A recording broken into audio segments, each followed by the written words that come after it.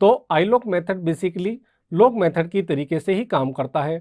Basic difference क्या होता है दोनों में कि आईलॉक मेथड इंटीजर लोकेशन लेता है और लॉक मेथड पर्टिकुलर उसका पूरा लोकेशन लेता है, यानी कि उस पूरे इंडेक्स का कॉलम का नेम लेता है। तो देखते हैं अपना आईलॉक मेथड। तो सबसे पहले अपन क्या करते हैं, इंपोर्ट कर लेते हैं अपना पांडास एज पीडी और इंपोर्ट कर लेते हैं अपना ओएस एज यूजुअल जो अपन करते आ रहे हैं और os.listdir और अपना बेस्ट सेलर जो बुक है अपना इसको कॉपी कर लेते हैं, क्योंकि इस CSV फाइल के अंदर अपना डाटा है, इसको अपन अपने डाटा फ्रेम के अंदर ले लेते हैं pd.read_csv और ये मेरा डाटा फ्रेम में आ चुका है। df.head करेंगे अपन तो ये मेरा डाटा आ चुका है, जिसमें पर्टिकुलर बुक्स के नेम है, ऑथर का नेम है, उनको कितने रिव्यूज मिले, ये सारा मेरा डाटा है। ठीक है, अब इस डाटा के ऊपर अपन for value in range length of df तक अपन इसकी लूप चलाते हैं और प्रिंट कर लेते हैं ilock फंक्शन से, इसको इटरेट करते हैं df.ilock और यहाँ पे अपन दे देते हैं वैल्यू कोमा 0 इस तरीके से। तो अपने 0 वैल्यू पे क्या है, अपना नेम है।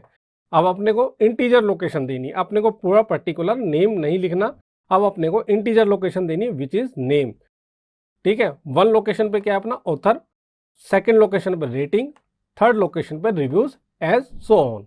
अब यहाँ पे अपन अगर 0 लिखते हैं तो इसका मतलब अपन क्या निकाल के लेकर के आ रहे हैं, इसके जो बुक्स के नेम है वो निकल करके 1 बाय 1 आ जाएंगे। तो आप देखेंगे यहाँ पर कि सारे बुक्स के नेम्स यहाँ पर 1 बाय 1 निकल करके इटरेट होकर के आ गए, क्योंकि वो 0वीं पोजीशन के ऊपर थे। इसी प्रकार से अगर अपन इसको 1 कर देंगे, यहाँ पे मैं सिर्फ क्या चेंज कर रहा हूँ, ओनली 1। देखो कितना ईजी हो गया है। पहले मेरे को पूरा वहां से देखना पड़ रहा था कि मेरे कॉलम का नाम क्या है, कई बार बड़ा नाम होता है या फिर कुछ स्पेलिंग्स ऐसी होती हैं, तो अपने को यहाँ से पर्टिकुलर कॉपी करना पड़ रहा था और फिर उसको पेस्ट करना पड़ रहा था। But now it is easy, अपन क्या दे रहे हैं, only 1 for stands for now author integer location. तो यहाँ पर आप देख सकते हैं कि सभी इंटीजर लोकेशन से मेरी ऑथर्स के नेम निकल करके आ गए। ऐसे so on upon user rating भी निकाल सकते हैं, रिव्यूज भी निकाल सकते हैं और प्राइस भी निकाल सकते हैं। अगर अपन करके देखें, एक बार और एग्जांपल ले लेते हैं इसका 0 1 2, अब की बार अपन क्या दे देते हैं 2। ओके, तो ये मेरी रेटिंग निकली आई। अब बात आती है मेरे क्वेश्चन की। अब मैं ये चाह रहा हूं कि मेरे जो जे स्मिथ ने जो बुक्स लिखी हैं, है ना, इसके अंदर से जो बुक्स लिखी हैं वो मेरी निकल के आ जाए, या फिर जो पर्टिकुलर एक मेरा जो ऑथर है उसने कौन कौन सी बुक्स लिखी हैं, उसकी कितनी रेटिंग्स है, इस तरीके का डाटा मैं चाह रहा हूँ पर्टिकुलर ऑथर का। तो मैं क्या कर रहा हूँ, यहाँ पर फिर से अपन यही लूप चलाते हैं फॉर वैल्यू इन रेंज, और अब की बार अपन क्या करते हैं, यहाँ पर कंडीशन दे देते हैं, यहाँ पर अपनी इफ कंडीशन, इफ df.ilock और यहाँ पे अपन दे देते हैं ilock में अपना वैल्यू और कोमा ऑथर का नेम, है ना, ऑथर का नेम कितने पर अपना 1 के ऊपर 0 और 1 के ऊपर अपना ऑथर का नेम है और इक्वल टू अपना ऑथर का नेम कॉपी कर लेते हैं अपन।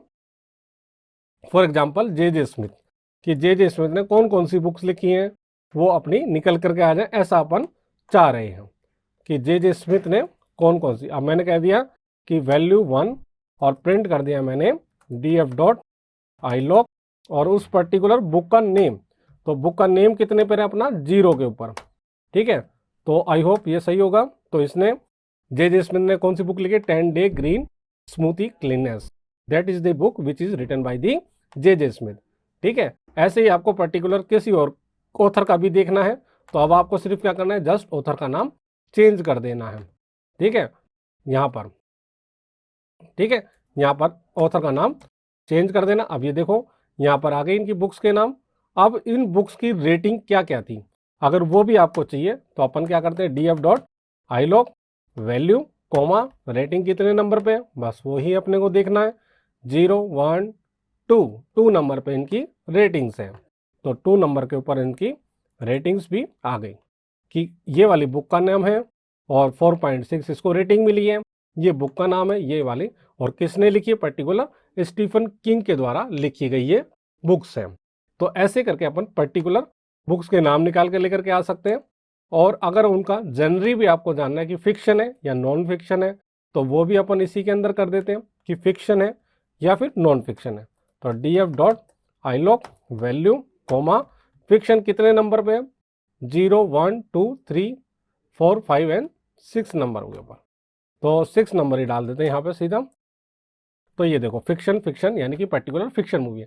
तो अपने को जैसा अपना प्रॉब्लम स्टेटमेंट होती है वैसा ही अपने को काम करना होता है। डाटा साइंस के अंदर क्या होता है, प्रॉब्लम स्टेटमेंट्स, कि भाई ये प्रॉब्लम स्टेटमेंट है, अपने को ये डाटा चाहिए, ये डाटा फैच करके आना चाहिए, यानी कि जब अपन एक्सप्लोर कर रहे हैं डाटा को, ठीक है, कि भाई ये डाटा भी निकल करके आना चाहिए, ये डाटा अपन ने देख लिया, ठीक है। आई होप आपको समझ में आया होगा। iloc फंक्शन भी same as it is log function के और भी बहुत सारी क्वेरी अपन इससे अपनी सोल्व कर सकते हैं by the use of iloc function. अगले वीडियो के अंदर अपन और सीखेंगे कि इटर रोज क्या होता है या इटर कॉलम्स क्या होता है, ये मेथड भी अपन सीखेंगे। तो आई होप आपको ये सब समझ में आया होगा। Enjoy learning data science with me. Thank you very much.